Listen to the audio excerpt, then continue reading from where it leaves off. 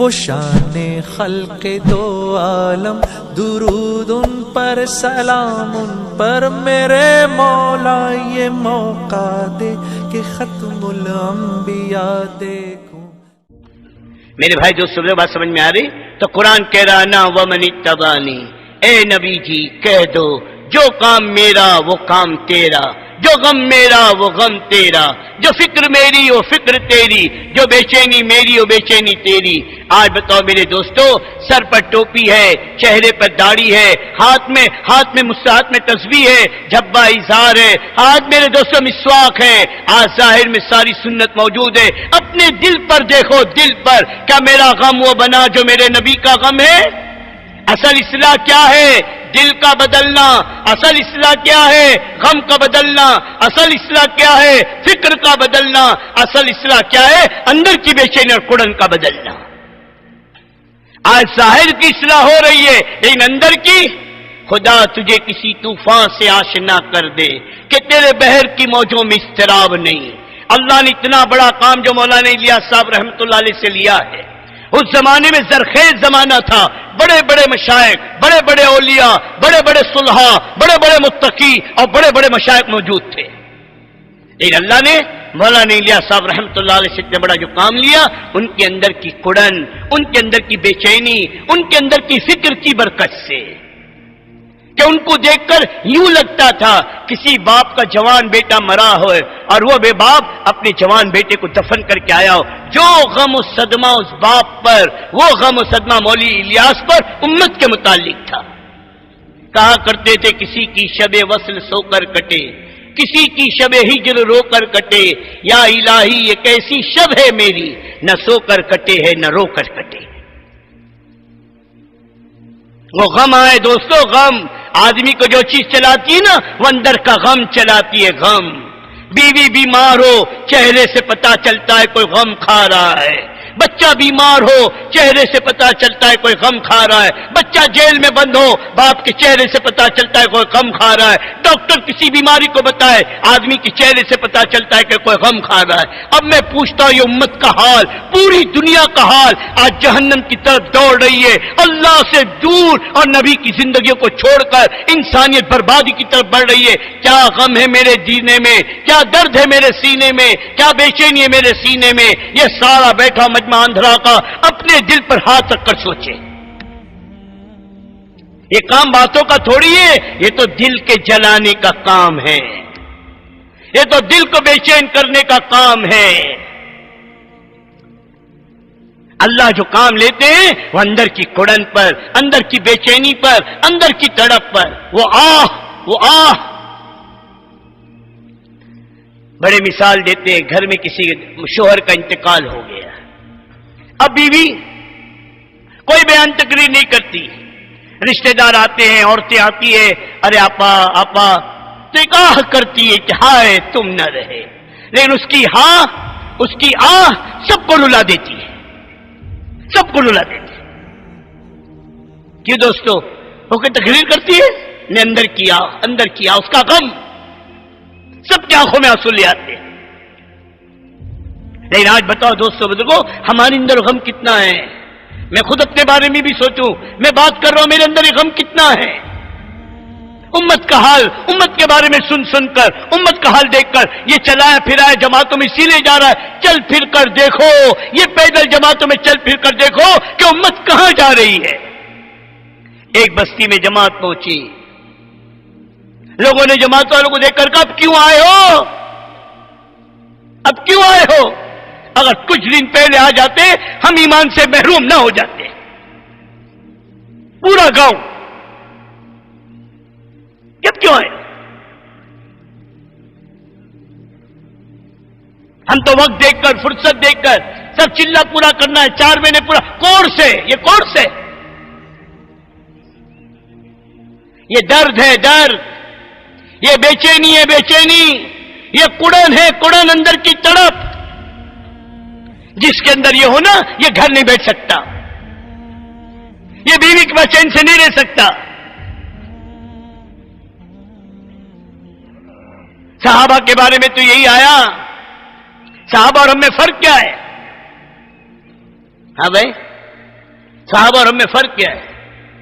صحابہ اللہ کے دین کے تقاضے پر سب کچھ قربان کر دینا اپنے لیے سعادت سمجھتے تھے، اور آج اپنی دنیا کے تقاضوں سے جو وقت بچا، جو فرصت ملی، چلو بھائی اللہ کے دین کا، میں کہتا ہوں اس کا انکار نہیں، یہ بھی خیر ہے، یہ بھی برکت ہے، یہ بھی بڑی سعادت ہے، یہ بھی بڑی نعمت ہے۔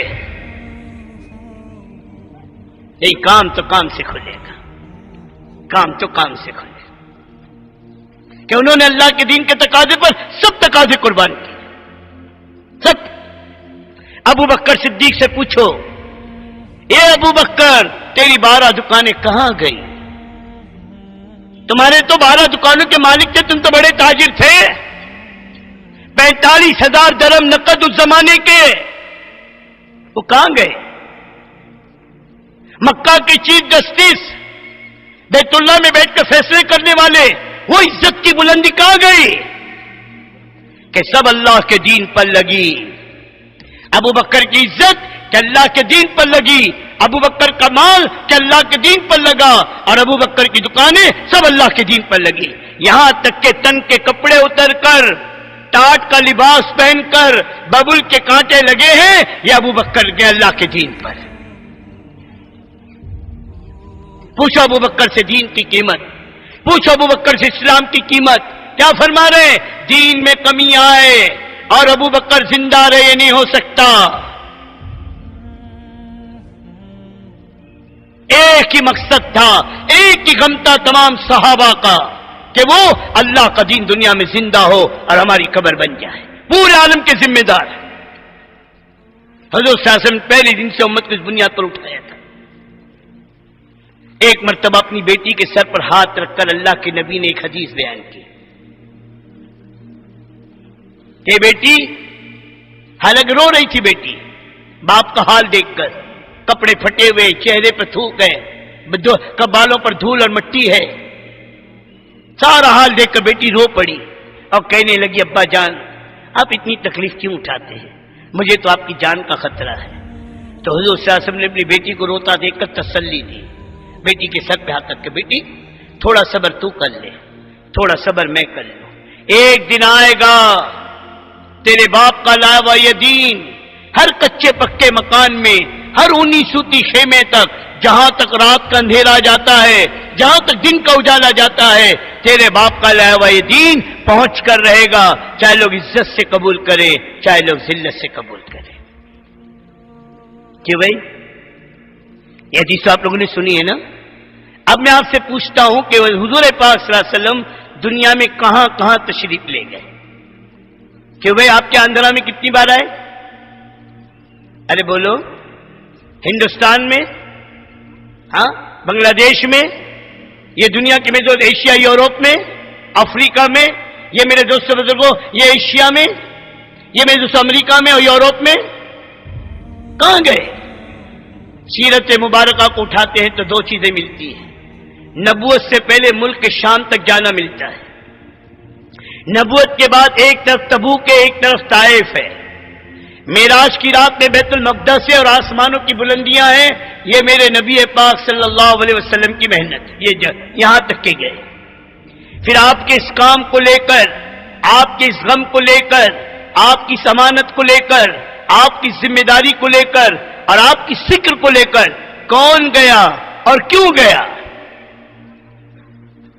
ہاں بھائی، کون گیا؟ یہ صحابہ کی جماعت ہے، یہ صحابہ اللہ کے نبی کی امانت کو لے کر دنیا میں پہنچے ہیں، پوری انسانیت کے درمیان میں واسطہ ہے، اللہ کے نبی اور ہمارے درمیان واسطہ ہے، یہ صحابہ کی جماعت ہے۔ حجۃ الوداع کے موقع پر 1,24,000، ایک قول کے مطابق 2 لاکھ کے قریب صحابہ کرام رضی اللہ تعالیٰ عنہم موجود ہیں۔ وہاں انبیاء علیہ السلام 1,24,000، یا میرے نبی کی 23 سال کی محنت پر 1,24,000 کم و بیش، باقی اور دوسرے اس کا انکار نہیں۔ لیکن آج جنت البقیع میں، جنت المالا میں، یہ مکہ کے قرب جوار میں تمام جگہ صحابہ کی جو قبریں ملتی ہے، امام مالک رحمۃ اللہ علیہ نے کتاب لکھی ہے، اس میں صحابہ کی تعداد، ان کے نام جو مکہ میں، مدینہ میں اور جنت البقیع، جنت المالا میں اور اس کے قرب جوار میں دفن ہے، ان کی جو تعداد لکھی ہے وہ 12,500 سے لے کر 14,000 ہے۔ اب 1,24,000 میں سے 14,000 ہم پکڑ لیں صحابہ کی جماعت، صحابہ مکہ اور مدینہ میں ہیں، 1,10,000 کہاں گئے اور کیوں گئے؟ کیا بھائی؟ مال کمانے گئے تھے، عہدے ڈگریوں کے لیے گئے تھے؟ جو گیا ہے نبی کے غم کو لے کر، جو گیا ہے نبی کے کام کو لے کر، جو گیا ہے نبی کی فکر کو لے کر، اور جو گیا ہے نبی کی بے چینی کو لے کر، دنیا میں گئے، مرد بھی گئے، عورتیں بھی گئی، جہاں مردوں کی قبریں ملے گی اور صحابیات عورتوں کی بھی قبریں ملے گی، ساری دنیا میں گئے۔